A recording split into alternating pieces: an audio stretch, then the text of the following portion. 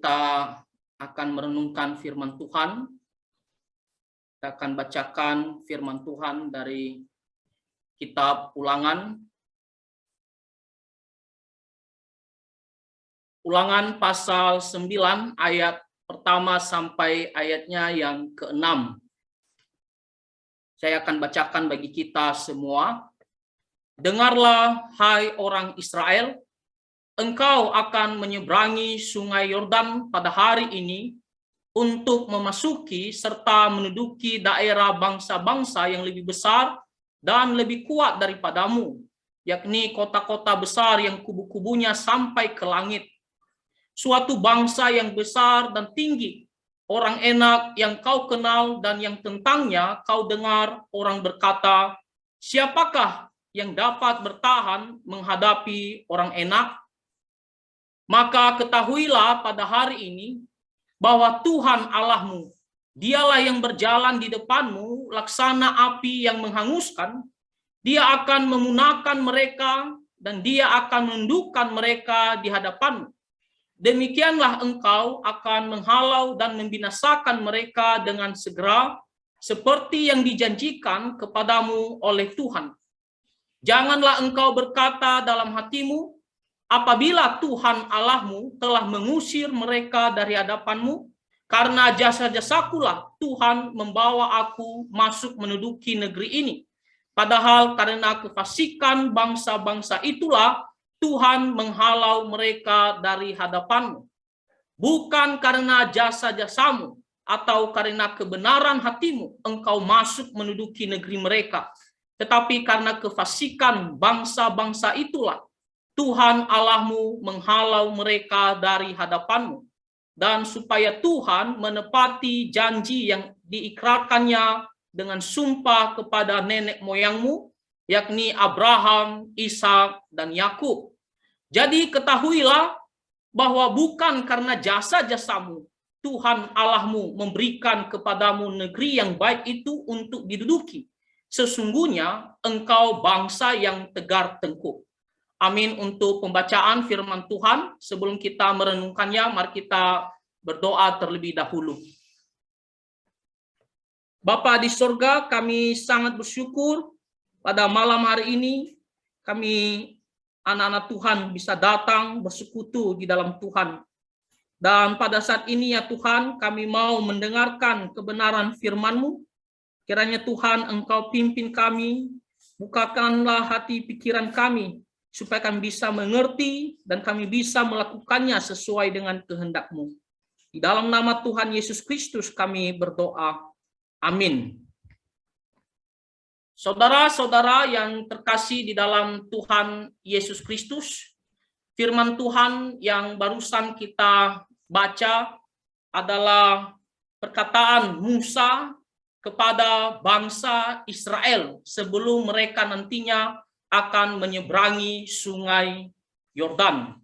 Nah, kita tahu bahwa Musa tidak sampai menyeberang sungai Yordan, dia harus selesai ataupun dia akan mati dan nantinya akan diteruskan oleh Yosua untuk memimpin mereka masuk ke tanah Kanaan atau menyeberangi sungai Yordan.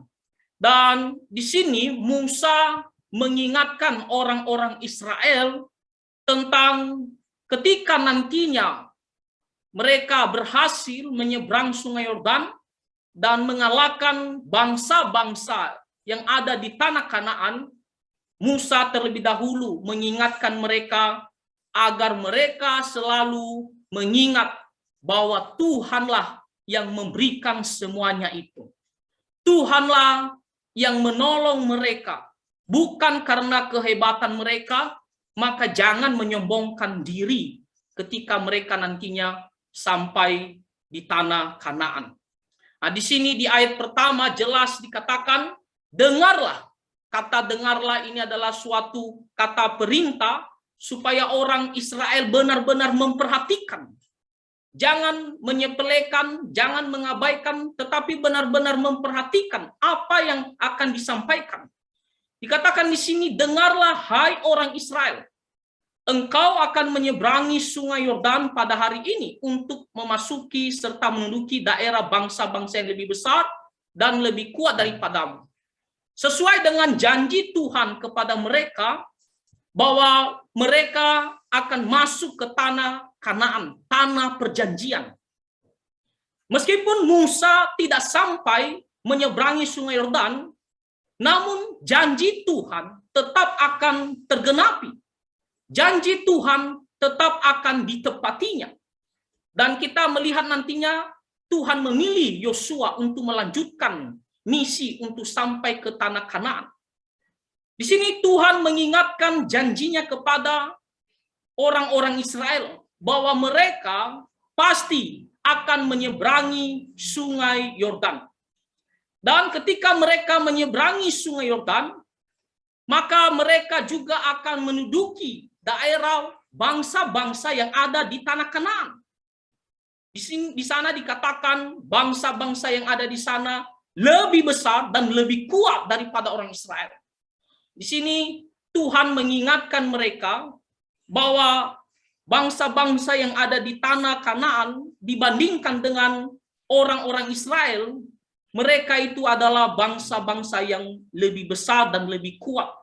Ya, dalam hal jumlah, dalam hal peralatan mereka juga lebih kuat. Dalam hal fisik juga bangsa-bangsa yang ada di sana memiliki perawakan ataupun tubuh yang lebih besar daripada orang Israel. Jadi di sini dikatakan bahwa mereka akan pasti ya menduduki tempat bangsa-bangsa ini. Dan di sini dikatakan juga bukan hanya dalam hal fisik, tetapi juga mereka punya kota-kota besar yang kubu-kubunya sampai ke langit. Maksudnya adalah bentengnya ya yang di mana begitu kokoh, begitu kuat. Ya, jadi di sini Tuhan mengingatkan mereka bahwa Tuhan akan menepati janjinya kepada orang Israel. Dan sekaligus juga menyadarkan orang Israel bahwa kalau karena kehebatan mereka, mereka tidak akan bisa ya menduduki bangsa-bangsa tersebut. Kenapa? Jelas sekali dikatakan di sini secara fakta bangsa-bangsa tersebut lebih besar, lebih kuat dari mereka, ya, dan mereka punya benteng yang begitu kuat. Jadi secara manusia orang Israel tak akan bisa ya berhasil ya masuk ke tanah Kanaan kalau hanya mengandalkan kekuatan mereka. Lihat apa kata firman Tuhan di ayatnya yang selanjutnya.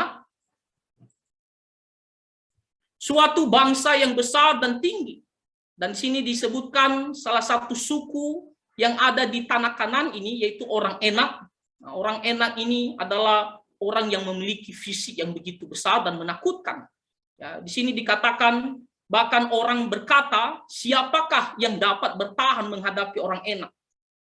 Secara fisik, ya orang-orang sulit untuk mengalahkan suku Enak ini, orang Enak ini, karena mereka punya ya fisik yang begitu besar dan tinggi, ya, dan jumlah mereka begitu banyak.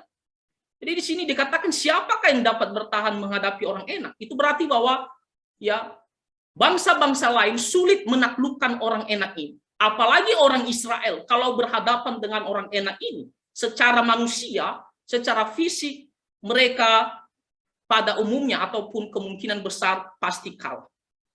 Nah, lalu dikatakan ayat yang ketiga, maka ketahuilah pada hari ini bahwa Tuhan Allahmu, Dia yang berjalan di depanmu, laksana api yang menghanguskan.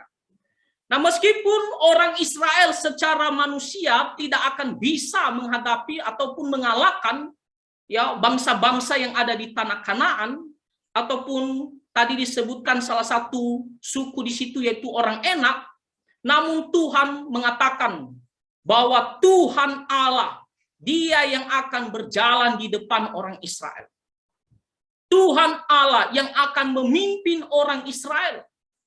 Sehingga bangsa-bangsa ini bisa dikalahkan. Tuhan yang akan memunahkan mereka. Dia yang akan menundukkan orang-orang yang secara manusia ditakuti. Ya. Karena secara fisik, secara manusia orang Israel tak bisa mengalahkan mereka. Tapi di sini Tuhan berjanji. Dia akan memimpin mereka, berjalan di depan mereka. Artinya apa? Tuhan yang akan duluan menghadapi mereka dan akan mengalahkan bangsa-bangsa ini. Ini adalah janji Tuhan kepada orang Israel. Di sini dikatakan karena pertolongan Tuhan, karena pimpinan daripada Tuhan, karena kekuatan daripada Tuhan, maka engkau akan menghalau dan membinasakan mereka dengan segera. Mereka akan berhasil berperang dan mengalahkan bangsa-bangsa itu. Ada beberapa bangsa yang ada di situ. Mereka akan berhasil menang dalam peperangan itu karena Tuhan Allah berjalan di depan mereka. Karena Tuhan Allah berperang bersama dengan mereka. Lalu ayatnya yang keempat, disinilah Tuhan mengingatkan mereka. Tadi di ayat yang pertama, kedua, dan ketiga diberitahukan bahwa mereka akan menghadapi bangsa-bangsa yang jauh lebih besar daripada mereka, lebih kuat daripada mereka. Mereka kemungkinan besar tidak akan bisa menang, namun Tuhanlah yang berperang sehingga mereka bisa menang. Jadi orang Israel diingatkan, disadarkan bahwa kalaupun mereka berhasil nanti, ingat karena Tuhan berjalan di depan mereka. Tuhan memimpin mereka. Tuhan berperang bersama mereka. Makanya di ayat keempat di sini dikatakan, janganlah engkau berkata dalam hatimu, apabila Tuhan Allahmu telah mengusir mereka dari hadapanmu, jangan kamu berkata, karena jasa-jasakulah Tuhan membawa aku masuk menduduki negeri ini.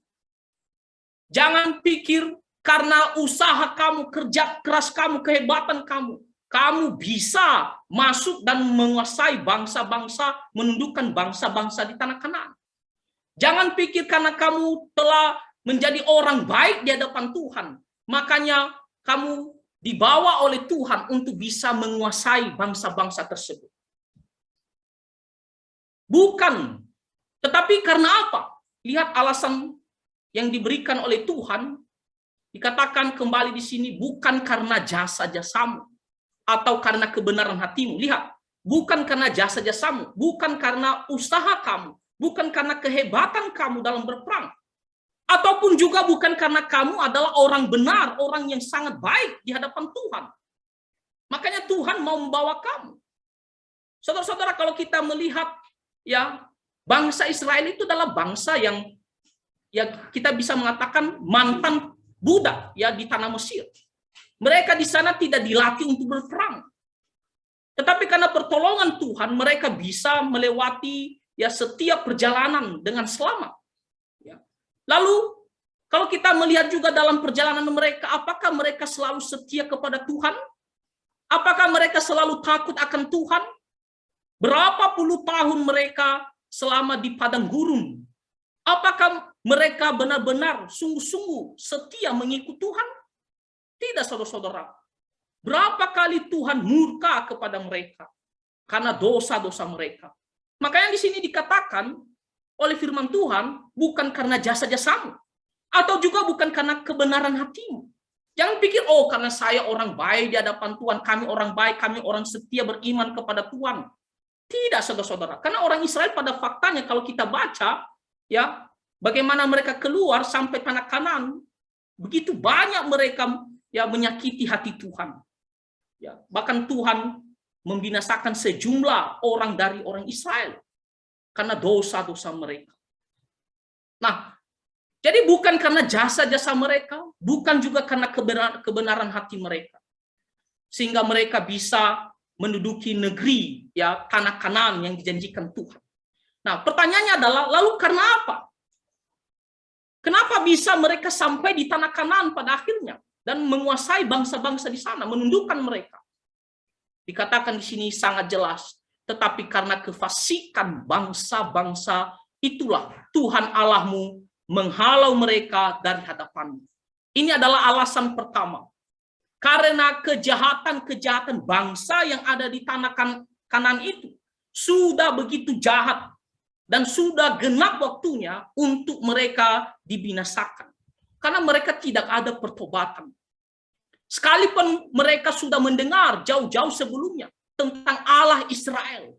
Mereka mendengar bagaimana pergerakan orang Israel ditolong oleh Tuhan keluar dari Mesir. Tentunya sudah terdengar terhadap bangsa-bangsa yang ada di tanah Kanaan. Ya. Tetapi walaupun mereka sudah mendengar tentang Allah Israel, mereka pun tidak mau bertobat dari dosa-dosa mereka. Mereka tidak mau menyembah Tuhan Allah orang Israel. Mereka pun hidup di dalam kejahatan. Makanya di sini dikatakan karena kefasikan ya bangsa-bangsa yang ada di tanah Kanaan itu. Karena kejahatan mereka sudah genap waktunya. Tak ada pertobatan bagi mereka. Mereka harus dibinasakan. Ini juga menunjukkan kekudusan Tuhan. Ya, keadilan Tuhan terhadap orang-orang yang tidak mau beribadah kepada Tuhan, tidak mau bertobat, tidak mau mengikut Tuhan Allah. Ini adalah alasan pertama. Jadi Tuhan membawa mereka dan berhasil orang Israel menguasai bangsa tersebut. Mereka bisa kalah karena memang Tuhan ya dengan sengaja mau membinasakan bangsa-bangsa yang begitu jahat tersebut. Yang kedua, di sini dikatakan dan supaya Tuhan menepati janji yang diikrarkannya dengan sumpah kepada nenek moyangmu, yakni Abraham, Ishak, dan Yakub. Alasan kedua, karena Tuhan tetap ingat dan setia terhadap janjinya Abraham, Ishak, dan Yakub. Bukan karena orang-orang Israel ini, tetapi karena ya leluhur mereka, Abraham, Ishak, dan Yakub. Tuhan telah memberikan janji yang mulai dari Abraham mengenai keturunannya dan mengenai Kanaan yang akan menjadi ya tempat keturunan Abraham. Nah, Tuhan itu adalah Allah yang tidak hanya membuat janji, tetapi Dia juga tepati. Dia setia. Ya. Apakah dalam waktu dekat ataupun dalam waktu lama, Tuhan pasti akan menepati sesuai dengan waktunya. Dia tidak pernah melupakan janjinya kepada Abraham, Ishak, dan Yakub. Dia bukan seperti kita manusia, ya, di mana kita bisa berjanji hari ini dan kita melupakan besok. Dan dia juga bukan seperti manusia yang di mana janji tersebut akan ditepati tergantung situasi, tergantung keadaan. Kadang-kadang kalau kita hari ini baik, lalu besok kita sedang marah, bisa saja kita bilang, udah, kita lupakan janji itu. Tapi Tuhan tidak seperti demikian. Ya, meskipun orang Israel berapa kali menyakiti hati Tuhan, tapi janji Tuhan tidak pernah Dia lupakan. Dia tetap tepati apa yang Dia ikrarkan kepada nenek moyang orang Israel, Abraham, Ishak, dan Yakub. Jadi jelas sekali di sini Tuhan mengatakan kalau mereka berhasil masuk ke tanah Kanaan dan menundukkan bangsa-bangsa yang begitu hebat di sana. Ingat, jangan sombong, jangan meninggikan hati apa yang kamu sudah capai, apa yang sudah kamu peroleh. Kamu jangan mengatakan karena kehebatan bangsa kami, karena kami manusia, karena kehebatan saya, karena kepintaran kami, karena usaha kami, atau karena kami orang baik di hadapan Tuhan. Ya. Tuhan mengatakan bukan. Tapi karena memang Tuhan akan memusnahkan orang-orang fasik tersebut yang tidak bertobat. Kedua, karena Dia ingat janjinya kepada Abraham, Ishak, dan Yakub.